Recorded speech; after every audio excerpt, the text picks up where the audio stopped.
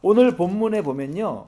37절에 명절 끝날 곧 큰 날에 예수께서 서서 외쳐 이르시되 누구든지 목마르거든 내게로 와서 마시라. 나를 믿는 자는 성경의 이름과 같이 그 배에서 생수의 강이 흘러 나오리라 하시니.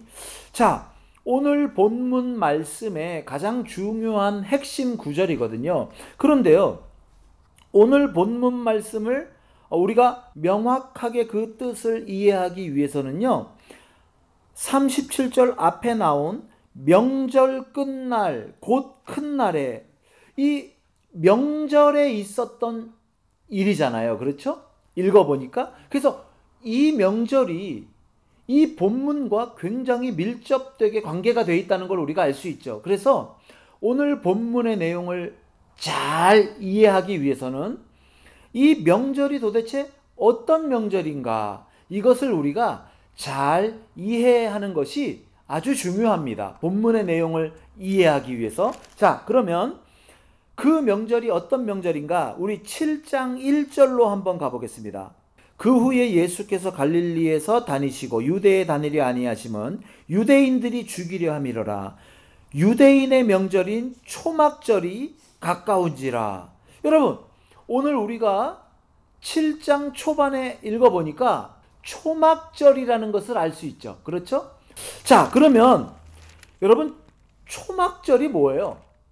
뭐 어떤 분들은 익히 아시는 분도 있을 거고요. 어떤 분들은 좀 초막절? 좀 생소한데? 이런 분들도 계실 거예요.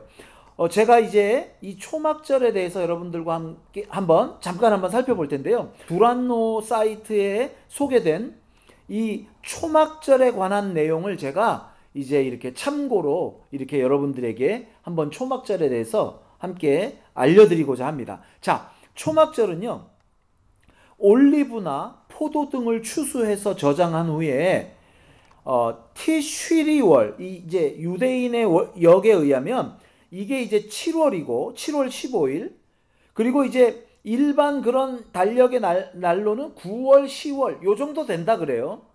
그 티쉬리월 15일부터 지키는 감사절기입니다. 감사절기, 초막절이. 그래서 곡식을 거두고 저장한 후에 지키는 절기다 라고 해서 수장절이라고도 하고요, 장막절이라고도 부릅니다. 오늘날로 치면요, 여러분, 우리 이제 조금 있으면 추수감사절 오잖아요. 추수감사절. 그러니까 추수감사절과 비슷한 의미를 지닌 절기가 유대인들의 이 당시 초막절이었다, 이렇게 우리가 이해하면 되겠습니다. 그런데 이 초막절은요, 하나님의 은혜와 주신 은혜와 복을 기념하는 그런 의미가 담겨 있는데요. 첫날과 8일에 안식하면서 성회로 모였고요, 7일 동안 제사, 화제를 드리면서 아주 큰 축제같이 그렇게 지냈다고 합니다. 초막절이 그러니까 굉장히 큰 행사예요. 일주일 이상 이렇게 아주 하는 행사였던 거죠. 절기였던 거죠. 그리고 이 초막절 기간에는요,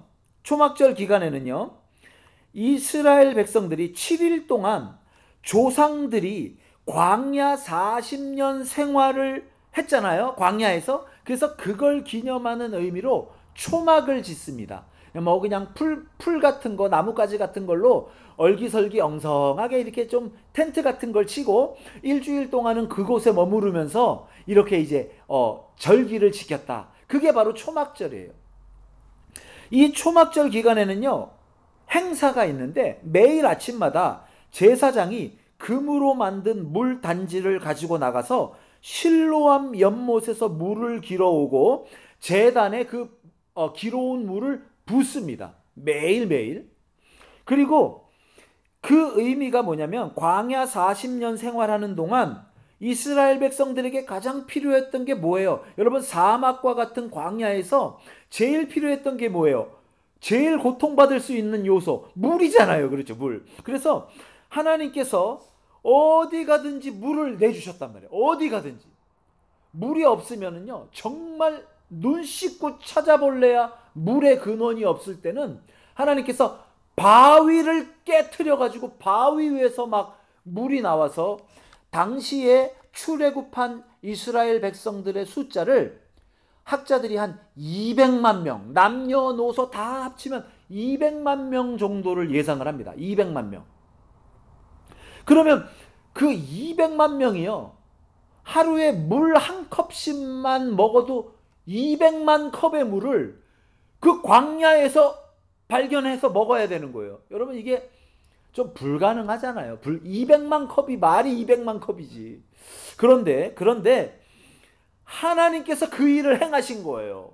그래서 그 하나님의 부어주셨던 은혜와 사랑과 섭리, 보호하심, 살게 해주심, 베푸신 은혜, 이런 것들을 기념하기 위해서 광야에서도 우리가 물을 충분히 먹으면서 생존했다. 하나님의 은혜다. 이걸 기념하기 위해서 그렇게 했다는 거죠. 여러분, 이해가 되시죠? 그러니까 이게 왜 물이 갑자기 초막절과 무슨 이유가 있는가? 이제 이유가 이제 생긴 거죠. 알게 된 거죠. 그래서 그렇게 물을 제단에다 붓습니다. 그러면요, 제사장들이 막, 사람들은 환호하고 제사장들은 나팔을 불면서, 또 다른 일부 제사장들은 이사야서의 말씀으로 찬송을 합니다. 여러분, 오늘날로 치면요, 일주일 넘게 하는 큰 집회를 열고 막 매 집회마다 뭐 찬양과 찬송이 울려 퍼지고, 사람들이, 성도들이 막 눈물을 흘리면서 감격하면서 하나님의 이름을 찬양하면서 감격하면서 은혜 받으면서, 여러분 막 약간 그런 느낌이잖아요. 그렇죠? 막 찬송을 하고 이사야 말씀으로 찬송을 하고, 그리고 레위인들은요, 제단에 물을 부을 때 제사장들이 시편 118편 내용을 통해서 또 찬송을 합니다. 찬양을 합니다. 그리고 제사장들이 이렇게 말합니다. 오 여호와여, 간구합니다. 우리를 구원하소서. 이렇게 외칩니다. 그러니까 하나님의 은혜와 사랑, 구원하심, 그 섭리를 구하는 거죠. 그러면요, 모든 회중들이, 그 주변에 있던 그 백성들이, 그 초막 절기에 참여한 사람들이 종려나무 가지를 흔들면서 시편으로 만든 찬송으로 화답을 합니다. 야, 여러분, 이 초막절이 보통 절기가 아니에요. 그렇죠? 그런데 이게 끝이 아닙니다. 마지막 날 있죠. 이 초막절의 마지막 날 가장 큰 행사가 이제 시작이 되는데, 유대인들은 초막절의 마지막 날을 큰 구원의 날이다 라고 이렇게 말을 하면서 지켰습니다. 이 날은요, 지난 해의 죄를 용서받을 수 있는 마지막 사죄의 날이다 라고 그렇게 유대인들은 믿었어요. 그래서 초막절 마지막 날 제단에 물을 부으면서 사죄의 은총에 감사하고 성령에 사로잡혀, 그러니까 하나님의 은혜에 사로잡히기를 간절히 구하면서 막 춤을 추면서 하나님께 이렇게 영광을 돌렸다. 모든 유대인들은요, 그래서 구약의 전통에 따라서 만약에 메시아가 온다면 이 초막절에 올 것이다. 메시아가 올 거라면 우리가 이렇게 7일 동안 마음껏 하나님을 찬양하고 예배하고 경배하고 이때 오시지 않을까, 메시아가. 이렇게 믿을 정도로 그렇게 초막절을 의미 있게, 귀하게, 그렇게 성실히 최선을 다해서 지켰다. 이것이 바로 초막절의 의미입니다. 자, 여러분, 이제 초막절이 무슨 날인지 이제 혹시 모르셨던 분은 이제 아시겠죠? 이게 초막절입니다. 그런데 그 초막절 마지막 날, 그 큰 구원의 날이라고 하는 그 초막절의 마지막 날, 그게 명절 끝날이란 말이에요. 그게 오늘 본문 37절 처음에 나오는 명절 끝날, 그 날이에요. 자, 명절 끝날, 곧 큰 날에, 큰 구원의 날에 예수께서 서서 이렇게 외치시는 거예요. 누구든지 목마르거든 내게로 와서 마셔라. 나를 믿는 자는 성경의 이름과 같이 그 배에서 생수의 강이 흘러나오리라. 이게 그 의미예요. 자, 그러면요, 이제 초막절의 의미와 초막절 명절 끝날 마지막 날에 예수님이 한 본문의 이 말씀의 의미가 이제 연결이 되면서 우리가 이제 도대체 왜 예수님이 마지막 날 이런 말씀을 외치셨지? 이것을 우리가 살펴봄으로써 이제 은혜 받기를 원합니다. 자, 여러분 보십시오. 그런 명절 초막절 기간에 7장을 따라서 쭉 읽다 보면 여러 가지 사건들이 나옵니다. 이게 다 초막절 기간에 전후해서 중간에 벌어진 일들이에요. 자, 여러분 7장을 다시 한번 가보겠습니다. 2절, 유대인의 명절인 초막절이 가까운지라. 3절부터 형제들이 나와요. 그 형제들이 예수께 이르되 당신이 행하는 일을 제자들도 보게 여기를 떠나 유대로 가소서. 스스로 나타나기를 구하면서 묻혀서 일하는 사람이 없나니 이 일을 행하려 하거든 자신을 세상에 나타내소서.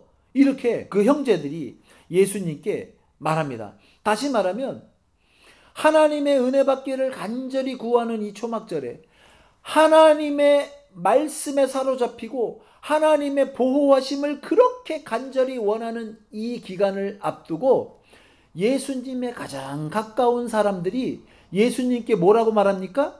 약간 빈정거리는 거예요. 아니, 사람들을 구원하기 위해서 사람들에게 하나님의 말씀을, 복음을 전파하기 위해서 오셨다며요. 그러면 이제 두각을 좀 나타내야 되는 거 아니에요? 맨날 말로만, 맨날 뭐 어떤 의미심장한 얘기를 은근히 전하는 거로만, 그렇게 하지 말고 이제 세상에 드러내서 하고자 하는 일을 한번 해보세요. 여러분, 이게 어떻게 보면 그렇게 하기를 원합니다 라는 그런 의미보다는 약간 비꼬는 의미가 있을 수 있다는 거죠. 여러분, 이런 일들 가운데 이제 사람들은 그 초막절을 지키기 위해서 이제 다 올라가고 예수님은 조용히 그 명절을 지키기 위해서 아무도 모르게 살짝 올라갑니다. 그런데요, 살짝 올라가셨는데 잘 보십시오. 10절부터 제가 또 읽어드리겠습니다. 그 형제들이 명절에 올라간 후에 자기도 올라가시되 나타내지 않고 은밀히 가시니라. 명절 중에 유대인들이 예수를 찾으면서 그가 어디 있느냐. 그러니까 이 명절 때 유대인들 무리가 있었어요. 어떤 유대인들 무리가 있는데 예수님을 막 찾기 시작하는 거예요. 이 사람이 그래도 유대인이고 자기가 이런저런 하나님의 아들이다. 그리고 하나님의 복음을 내가 전한다. 분명히 올 것이다. 이렇게 사람 많은 이런 유대인의 명절에 안 오지 않을 것이다. 오면 한번 잡아보자. 이런 무리가 있었다는 거예요. 예수에 대하여 무리 중에서 수군거림이 많아 어떤 사람은 좋은 사람이라 하며 어떤 사람은 아니라 무리를 미혹한다. 그런 사람도 있고. 그런데 그 유대인들, 예수님을 잡으려고 하는, 예수님을 반대하는 유대인들을 두려워해서 예수님을 좋은 사람이다, 선지자다, 이런 얘기도 함부로 못했다는 거예요. 여러분 이해가 되시죠? 유대인들을 두려워함으로 드러내게 그에 대하여 말하는 자가 없더라. 그러면서 보십시오. 이제 14절에 명절 중간에 이제 시간에 대해서, 어떤 사건에 대해서 나옵니다. 이미 명절 중간이 되어 예수께서 성전에 올라가서 가르치시니 유대인들이 놀랍게 여겨 이 사람은 배우지 아니하였거늘 어떻게 그를 아느냐. 예수께서 대답하여 이르시되 내 교훈은 내 것이 아니요 나를 보내신 이의 것이니라. 사람이 하나님의 뜻을 행하려 하면 이 교훈이 하나님께로부터 왔는지 내가 스스로 말함인지 알리라. 스스로 말하는 자는 자기 영광만 구하되 보내신 이의 영광을 구하는 자는 참되니 그 속에 불의가 없느니라. 모세가 너희에게 율법을 주지 아니하였느냐. 너희 중에 율법을 지키는 자가 없도다. 너희가 어찌하여 나를 죽이려 하느냐. 여러분, 예수님이요 명절 중간 때 성전에 가서 가르치십니다. 그런데 사람들 가운데 이런저런 지금 섞여 있다 그랬잖아요. 그런데 예수님은 그런 거에 관여 없이 그냥 하나님의 말씀을, 복음을, 구원자이신 자기에 대해서 거침없이 가르치십니다. 성전에서. 그러면서 예수님이 뭐라고 말해요? 나는 이렇게 온전한 말씀을 전하는데 그럼에도 불구하고 너희는 왜 나를 죽이려고 하느냐? 이렇게 말합니다. 사랑하는 성도 여러분, 초막절이 어떤 날이라고요? 하나님의 구원의 은혜를 과거에 베풀어 주신 이스라엘 백성에게 베풀어 주신 그 이적과 기적과 구원의 은혜와 사랑과 감사와 감격을 전하는 일주일간의 행사라 그랬잖아요. 그런데요, 그 행사 기간에 그들이 치러야 되는 그런 초막절 절기 행사의 이 겉으로 드러나는 의식적인 부분들은 너무 은혜롭게 행하는데 내면적으로는 그 초막절 기간에 그 은혜의 원천이신 예수님을 잡아 죽이려고 했다는 거예요. 여러분, 이게 얼마나 아이러니합니까? 얼마나 모순이에요. 유대인들이 하나님의 은혜를 가장 크게 선포하고 기뻐하고 하나님 은혜 부어주세요. 40년 우리 광야 선조들의 광야 40년 동안 바위를 깨트려 물을 그 생수를 부어주셨던 그 은혜를 지금도 우리는 갈망해요. 그런 의식을 하면서 일주일 동안 한편에서는 예수님을 잡아 죽이려고 했단 말이에요. 이 기간이 지금 오늘 본문에 나와 있는 초막절 기간의 일이었다는 거예요. 예수님이요, 너희가 어찌하여 나를 죽이려 하느냐. 20절, 무리가 대답하되 당신은 귀신이 들렸도다. 누가 당신을 죽이려 하니까. 시침이 뚝 떼는 거죠. 그러면서 예수님을 몰아가는 거예요. 네가 귀신이 들렸기 때문에 말도 안 되는 소리를 하는 거지. 당신이 문제지. 전통적으로 내려오는 하나님의 은혜를 갈망하는 이 사람들의 이 초막절 행사를 치르는 나나 저 사람들이 무슨 잘못을 했어? 이렇게 예수님께 덮어씌우기 시작합니다. 그러면서 예수님이 계속해서 이제 말씀을 하시는 거죠. 자, 23절. 모세의 율법을 범하지 아니하려고 사람이 안식일에도 할례를 받는 일이 있거든. 내가 안식일에 사람의 전신을 건전하게 한 것으로 너희가 내게 노여워하느냐. 외모로 판단하지 말고 공의롭게 판단하라 하시니라. 여러분, 이게 무슨 말이냐면요, 유대인들이 예수님을 죽이려는 어떤 명분이 있었어요. 그 두 가지 명분이 있었는데, 하나는 신성모독의 죄다, 이런 명분이에요. 신성모독은 뭐냐? 하나님의 아들이라고 자꾸 얘기를 하는 거예요. 저 신성모독이다. 두 번째는 예수님이 사람들을 고치시고 병자들을 고치실 때 안식일이든 안식일이 아니건 누구든지 고쳐주세요 그러면 그냥 무조건 고쳐주시는 거예요. 할렐루야. 오늘 안식일이니까 안 돼, 이런 거 있어요 없어요? 예수님 없어요. 그게 안식일이든 낮이건 밤이건 무슨 절기건 아무 상관없이 누구든지 예수님 앞에 병자들이 나와서 나를 불쌍히 여겨주세요, 내가 죽겠어요, 고통스러워요, 나를 낫게 도와주세요 예수님, 긍휼을 베풀어 주세요 예수님, 나에게 사랑을 베풀어 주세요 예수님, 그러면 예수님 무조건 고쳐주셨단 말이에요. 그런데 그게 안식일에도 여러 번 그렇게 고쳐주신 거예요. 그러니까 예수님을 유대인들이 왜 잡아 죽이려고 하냐면 안식일을 범했다, 율법을 범했다, 그것 때문에 예수님을 죽이려고 하는 거예요. 그래서 예수님이 왜 그러느냐, 내가 무슨 죄를 지었느냐, 사람을 살게 한 게, 살린 게, 이 병자를 낫게 한 게 그게 더 중요한 거 아니니? 이렇게 말씀하시는 거죠.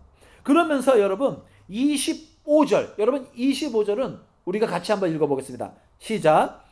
예루살렘 중에서 어떤 사람이 말하되 이는 그들이 죽이고자 하는 그 사람이 아니냐. 그러니까 이미 이 유대인들 중에 일부 어떤 무리가, 그렇죠, 이 명절 기간에 예수를 잡아 죽이자라는 게 공공연하게 지금 퍼져 있는 거예요. 그렇죠? 그러니까 어떤 사람들이 저 사람 그 사람이잖아. 그 유대인 그 무리 그 사람들이 만나면 죽인다는, 잡아 죽이자는.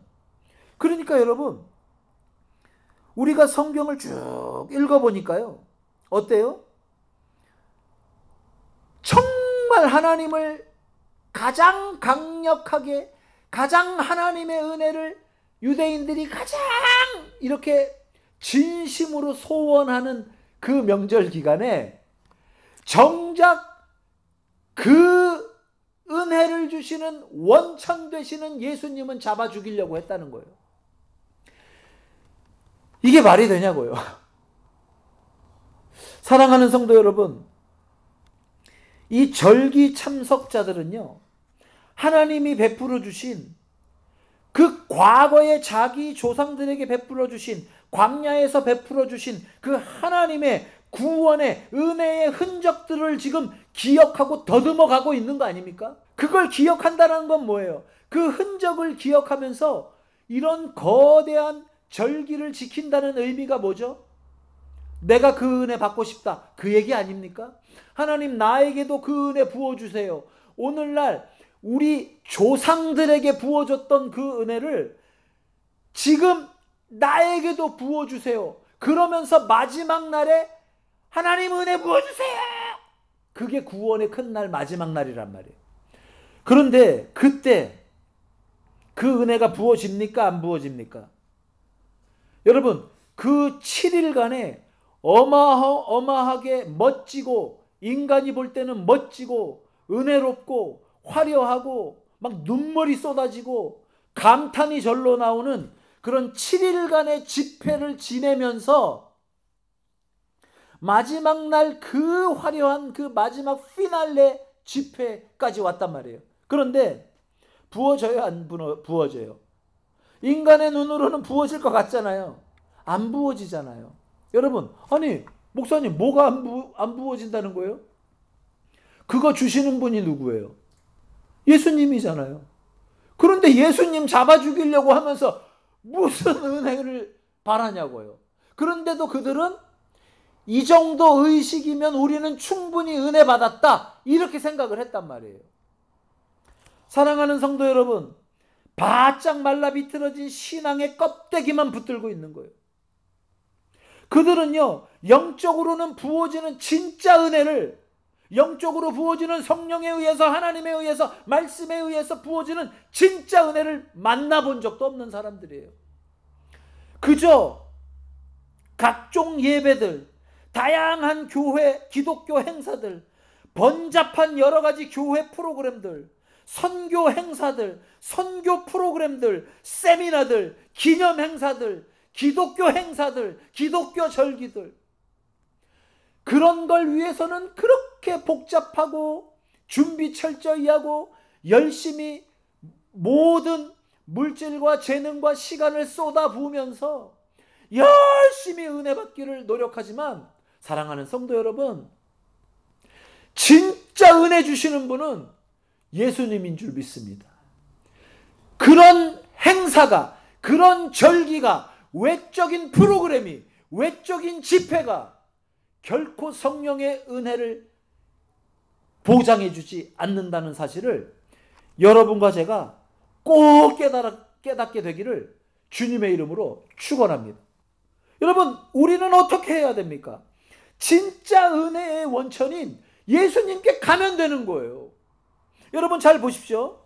37절 제가 다시 한번 읽어보겠습니다. 명절 끝날 곧 큰 날에 예수께서 서서 외쳐 이르시되 누구든지 은혜에 목마르거든, 구원에 목마르거든, 삶에 지쳐서 외롭거든, 여러 가지 인생의 환난 때문에 곤고하고 고난하거든, 누구든지 남녀노소 빈부에 상관없이, 학력이 높건 학력이 낮건 그런 거 상관없이, 신분에 관계없이 누구든지 목마르거든, 삶에 목마르거든, 간절하거든, 내게로 와서 내가 주는 영생하도록 솟아나는 샘물을 마셔라.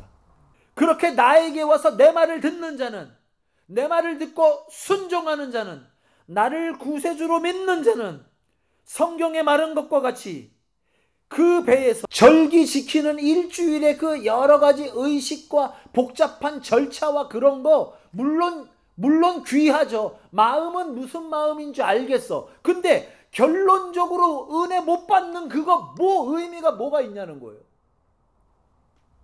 아무리 그렇게 7일 동안 쏟아부어봐야 예수님 못 만나고, 예수님 못 만나면 은혜 못 받고 성령이 부어지지 않는데 그게 무슨 의미예요? 그렇게 하지 말고 나에게로 와라.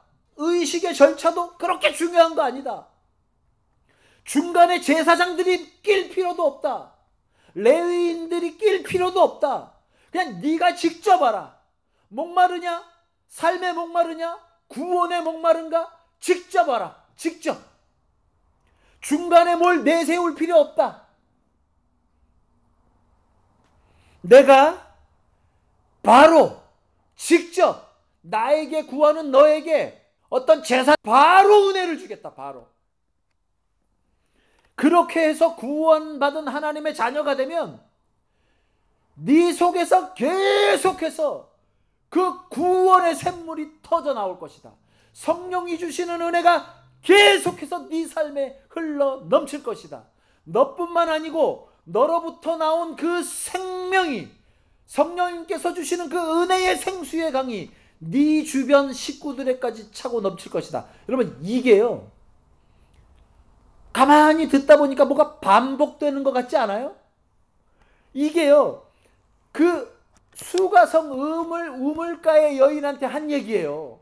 여러분, 4장으로 가봅시다. 4장. 요한복음 4장 9절. 사마리아 여자가 이르되 당신은 유대인으로서 어찌하여 사마리아 여자인 나에게 물을 달라 하니까 이는 유대인이 사마리아인과 상종하지 아니함이로라. 예수께서 대답하여 이르시되 네가 만일 하나님의 선물과 또 너에게 물 좀 달라 하는 이가 누구인 줄 알았더라면 네가 그에게 오히려 구하였을 것이요 그가 생수를 너에게 주었으리라. 여자가 이렇게 말합니다. 주여, 물 기를 그릇도 없고 이 운물은 깊은데 어디서 당신이 그 생수를 얻겠삼나이까. 그러면서요, 유대인들이 우리 오늘 본문에서 보여줬던 과거의 은혜의 흔적을, 희미한 은혜 받았던 흔적을, 그래도 그거라도, 그 말라비틀어진 은혜의 흔적이라도 붙들고 있었어야죠. 그게 이 여자를 지탱해 주는 거 아닙니까? 그 은혜의 흔적을 이렇게 말합니다.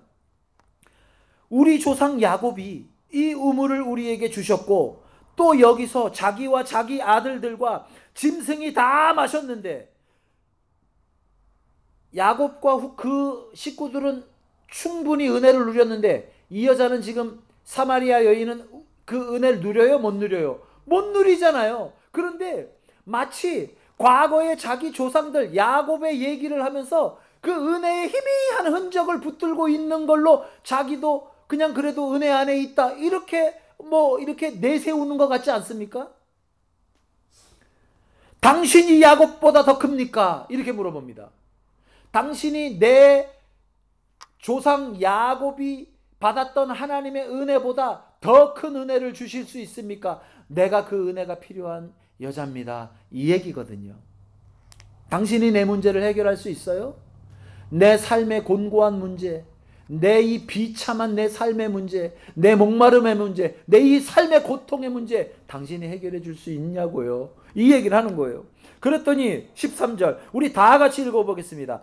예수께서 대답하여 이르시되 이 물을 마시는 자마다 다시 목마른 이와 내가 주는 물을 마시는 자는 영원히 목마르지 아니하리니 내가 주는 물은 그 속에서 영생하도록 솟아나는 샘물이 되리라. 여러분, 그렇죠? 이 똑같은 얘기 아니에요? 예수님이 말합니다. 내게로 와라. 그 여자뿐만 아니고 그 여자보다 더한 여자라도, 그 사마리아 수가성 여인보다 더 비참한 인생을 가진 남자라도, 할아버지라도, 할머니라도, 애기라도, 장애인이라도, 누구라도 아무리 비참해도 상관없다. 나에게 와서 목마르다고 말해라. 나에게는 내 인생의 문제를 해결할 정말 이 하나님의 은혜의 물길이 필요합니다. 나에게 고백해라. 그러면 어떻게 하겠다는 거예요? 그러면 주겠다, 안 주겠다? 주겠다. 말씀을 정리하도록 하겠습니다. 여러분, 우리가요, 지금 중요하게 생각해야 될 게 뭐냐면 이거예요. 과거에 받은 은혜, 이스라엘 백성을 광야에서 40년 동안 인도하신 하나님의 은혜, 다 좋아요. 그 은혜를 희미하게나마 기억하고 이런 절기를 통해서 하나님 나에게도 부어주세요. 다 좋아요. 다 좋은데요. 진짜 중요한 게 뭔지 아세요? 왜 과거의 은혜의 흔적만 자꾸 뒤적뒤적 하냐고요. 이 시간, 오늘 이 시대에, 나의 세대에, 나의 삶에 하나님이 동일하게 은혜 부어주실 줄 믿습니다. 이거 구해야 되는 거 아니냐고요. 그러면 하나님 어떻게 합니까? 여러분, 그게 어떻게 그렇게 해야 돼요? 두 가지가 있어요. 몇 가지? 두 가지. 그게 결론이에요. 첫째, 예수님이 뭐라고 말해요? 누구든지 목마르거든 마셔라. 그런데 거기에 뭐가 빠져 있어요? 누구든지 목마르거든 누구에게로 와서? 내게로 와서. 예수님께로 가야 돼요. 여러분, 목마르고 내 인생의 문제를 해결 안 받고 영적인 은혜를 받고 현재 부어지는 하나님의 성령의 구원의 은혜의 역사와 내 삶과 여러분들의 삶을 이끌어가는 하나님의 살아계시는 능력의 역사를 맛보려면 반드시 예수님께 가야지, 그런 의식에 빠져있는 사람들 속에 있어봐야 아무 소용이 없다는 거예요. 예수님이 그게 답답하니까 명절 끝날 곧 큰 날에 예수님께서 서서 외치시는 거 아닙니까? 그 생명 없는 외식에만 빠져있는, 의식에만 젖어있는, 아무리 인간적인 눈으로 봤을 때 멋지고 화려한 이 기독교 의식과 행사라 할지라도 내가 거기 없어. 할렐루야. 은혜 받으려면 어떻게 해야 돼요?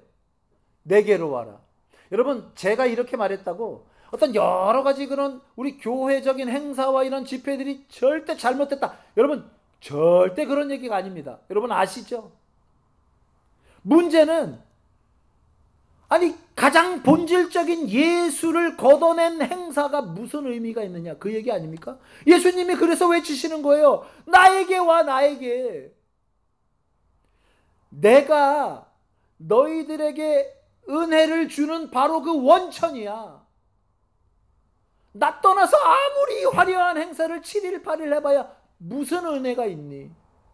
그 얘기 아닙니까? 그래서 가장 첫 번째, 두 가지 중에 첫 번째는 우리가 이렇게 은혜 받으려면, 생수를 마시려면, 하나님이 주시는 은혜의 생수로 살아나려면 반드시 예수님께 먼저 가야 됩니다. 가서 구하면 주신다, 안 주신다? 100% 주신다. 자, 그러면 예수님께 어떻게 갑니까? 성경 말씀. 그래서 그렇게 그냥 목이 터져라 성경 읽으라고 하는 거예요. 다른 거 없어요. 여러분 무조건 성경. 할렐루야. 성경 말씀. 우리에게 주신 성경 66권. 목숨 걸고 읽어야 돼요. 목숨 걸고. 여러분들이 성공하기 위해서 애쓰는 거 있죠? 그런 애쓰는 마음으로 성경을 읽으라는 거예요. 공부로 성공하고 싶은 학생들의 애쓰는 노력 마음 있죠? 행동들, 쏟아붓는 시간들, 좋은 대학 가기 위해서 그런 마음과 열정과 시간 쏟아붓는 노력으로 성경을 읽어요. 여러분 반드시 성령님 만나주십니다. 여태까지 왜 난 성경 읽으면서 살았는데 왜 그러면 나는 성경 많이 읽었는데요, 꽤 읽었는데요? 목숨 걸고 읽어보세요. 목숨 걸고. 두 번째, 그 은혜를 누리려면 어디로 가야 됩니까? 광야로 나가라. 여러분 이스라엘 백성들이요 출애굽했어요. 광야예요. 하나님 없으면 하루도 살 수 없어요. 그곳에 믿음으로 나가야 하나님을 만난단 말이에요. 근데 우리는요, 절대로 믿음의 모험 안 하려고 그래요. 세상에 안주하려고 그래요. 세상에 가만히 있으려고 그래요. 모든 건 편의 시설은 전부 세상에서 얻고 은혜만 주세요. 이런 식으로 세상을 안 떠나요. 여러분, 그렇게 해갖고는요, 하나님의 역사를 볼 수가 없어요. 예전에 중고등부 사역할 때 아이들 데리고 강원도 저 깊은 산골로 이제 수련회를 갔어요. 집회를 마치고 애들하고 예배를 마치고 제가 이제 바깥에 나갔어요. 바깥에 나가가지고 평상에 이렇게 누웠는데, 우와, 서울에서 한 2-3시간밖에 안 떨어져 있는 그 강원도 산골에 별이 우와, 별이 깜짝 놀랐어요. 막 별이요, 이야, 대한민국 땅에도 이렇게 아름다운 별들이 막 쏟아질 듯이 내려. 그럼 왜 서울에서는 경험하지 못했을까? 너무 불빛이 밝아요. 그래서요, 너무 주변이 밝으니까 별빛이 안 보여요. 여러분, 하나님의 은혜를 얻기 위해서는요, 광야로 나가야 돼요. 광야에 나가야 하나님만 붙들어야 하나님이 바위를 깨트릴 수밖에 없는 상황에 가야 그 바위의 물을 마시는 거 아닙니까? 우리는요, 전혀 그런 믿음의 모험을 안 하려고 한단 말이에요. 세상 살면서. 믿음은요, 성도는요, 신자는요, 모험하는 사람이에요. 모험하는 사람. 이게 오늘날 성도의 이미지가 그냥 너무 이게, 네, 감사합니다.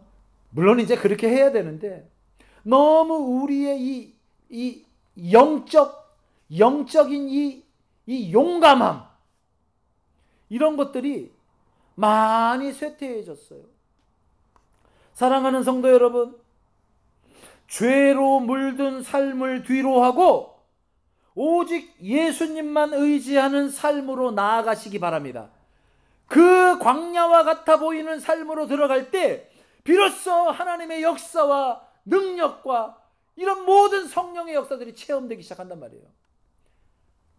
여러분, 베드로 아시죠? 예수님 외에 인류 중에 유일하게 물 위를 걸어봤던 경험을 했던 사람이 베드로예요. 왠지 아세요? 배 밖으로 나갔더니 그래도 한 몇 걸음이라도 걸어본 거예요.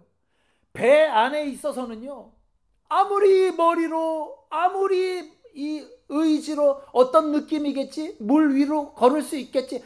여러분, 백날 해봐야 몰라요.